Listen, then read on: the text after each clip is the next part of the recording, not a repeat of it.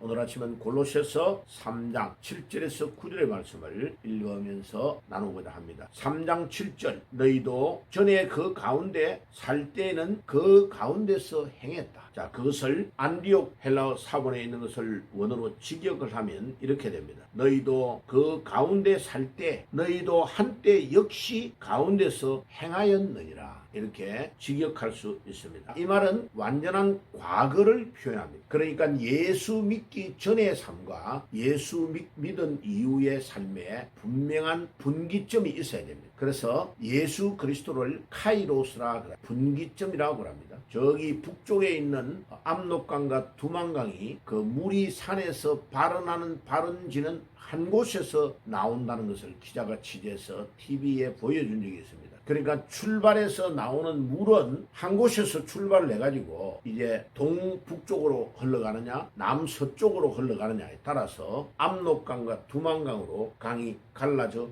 가는 것 같이 그것을 분기점이라고 하잖아요. 예수 그리스도께서 우리 인생의 분기점입니다. 우리가 이렇게 가야 될까 저렇게 가야 될까라고 고민할 때에 우리 예수님이 선택하신 길을 따라가면 힘들고 어려울 때가 있지만은 반드시 성공합니다. 왜? 예수님은 완전하신 분이고 승리자이시기 때문에 그렇습니다. 요한복음 19장 30절에 십자가 위에서 돌아가실 때에 예수님이 다 이루었다. 테테레스타이라고 그러죠. 헬라어로 테테레스타이. 내가 다 이루었다. 그러니까 예수님이 우리 인생의 진정한 분기점입니다. 그래서 예수 믿고 나서 완전히 변화된 삶이 있어야 되고 과거의 삶을 완전히 버리는 삶이 있어야 됩니다. 자, 그래서 과거형을 사용하고 있습니다. 너희도 그 가운데 살 때에 옛날에 믿기 전에 삶을 살 때에 이 말입니다. 너희도 한때 역시 그 가운데서 행했다. 불신자처럼 그렇게 살았다는 것입니다. 한때 과거 완료행입니다. 자, 그런데 고린도전서 6장 11절에 보면 너희 중에 이와 같은 자들이 있나니 주 예수 그리스도의 이름과 우리 하나님의 성령 안에서 씻음과 거룩함과 의롭다 하심을 받았느니라. 그렇죠. 고린도전서 6장 11절의 말씀대로 예수를 믿고 나서 우리 씻음과 거룩함으로 변화된 삶 보이는 확실한 경계선이 우리에게 있어야 돼. 그 경계선이 고린도후서 5장 17절 갈라디아 2장 20절이 더 중요하죠. 내가 그리스도와 함께 십자가에 못 박혔나니 예수님과 함께 십자가에 못 박혀서 딱 죽어버리면 과거가 완전 정리된 거죠. 그리고 이제 내가 다시 살아있는 것은 부활하신 주님으로 인해서 새 생명을 얻고 완전한 다른 삶을 살고 있다 하는 것을 갈라디아 2장 20절에서 바울은 고백하고 있습니다. 그래서 그 갈라디아 2장 20절을 바울 종교의 극치절 크라이맥스라고 합니다. 절정이다. 절정. 그렇게 표현하고 있죠. 그러면 고린도후서 5장 17절에 그런즉 그리스도 안에 있으면 새로운 피조물이라 이전 것은 지나갔으니 보라 새 것이 되었도다. 완전히 새로운 삶이 전개되는 것을 보여줄 수 있습니다. 그래서 동일한 골로새서 3장 8절에 이제는 너희가 이 모든 것을 벗어버리라. 그래, 이 벗어버리라는 헬라어 단어가 이제 옷을 벗어버리고 완전히 옛날 옷을 벗어서 버려버리고 새 옷을 사서 입는 다는 그런 의미의 단어입니다. 그러니까 이 말씀 그대로 우리가 옛것을 완전히 옷을 벗어버린 것 같이 벗어서 버려버리고 주의 나라와 복음을 위해서 새로운 완전히 질이 새로운 변화를 있게 되는 거죠. 그래서 마태복음 9장 17절에 보면 새 포도주를 새 부대에 담으라 할 때 앞에 새자와 뒤에 새자가 영어로는 똑같이 new라는 단어 한 단어밖에 없어요. 그런데 헬라어는 다른 단어입니다. 앞에 새자는 시간적으로 시대적으로 새롭다는 뜻입니다. 그러니까 작년에 포도주를 담그었을 때의 작황은 햇볕을 많이 보고 비를 얼마나 맞았는가 이게 작년과 올해는 다르다는 뜻이죠. 시간적으로 시대적으로 다르다. 그 단어는 나오스라는 단어입니다.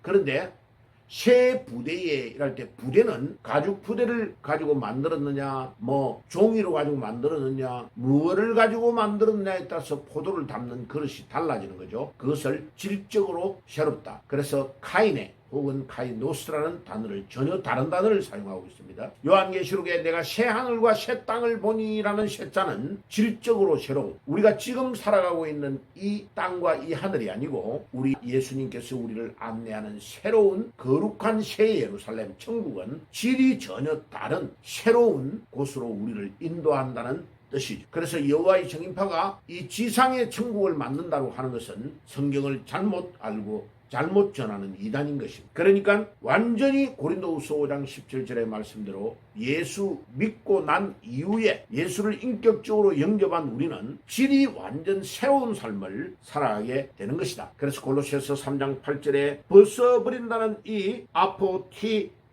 댐이라는 이 단어는 완전히 옛날 옷을 벗어버리고 새로운 옷을, 전혀 다른 옷을 입는 것을 말하는 단어입니다. 그러면 노여움을 버려야 되고 악의를 버려야 되고 신성모독을 버려야 되고 더러운 말들을 버려야 된다고 3장 8절에 말씀하고 있습니다. 그러니까 이런 모든 것들을 버리고 생활이, 삶이 완전히 질적으로 변화될 때에 예수를 인격적으로 만났고 거듭났다고 우리는 말하고 있는 것입니다. 그때에 더러운 말을 버리라고 하는 3장 8절의 말씀, 부끄러운 말, 저속한 말, 이런 것들을 말합니다. 에베소서 4장 29절에 무릇 더러운 말은 너희 입 밖에도 내지 말라고 주님이 말씀합니다. 특별히 민수기 14장 28절에 보면 이스라엘 백성들이 애굽에서 나와가지고 조금 불편하다고 땅을 치며 통곡하며 우리가 이 광야에서 죽었으면 좋겠다고 원망할 때 하나님이 모세를 통해서 하시는 말씀이 무엇이냐? 너희들의 말이 내 귀에 들린 그대로 내가 행하겠다라고 주님이 말씀합니다. 그러니까 이스라엘 백성의 대표자들이 가나안 땅에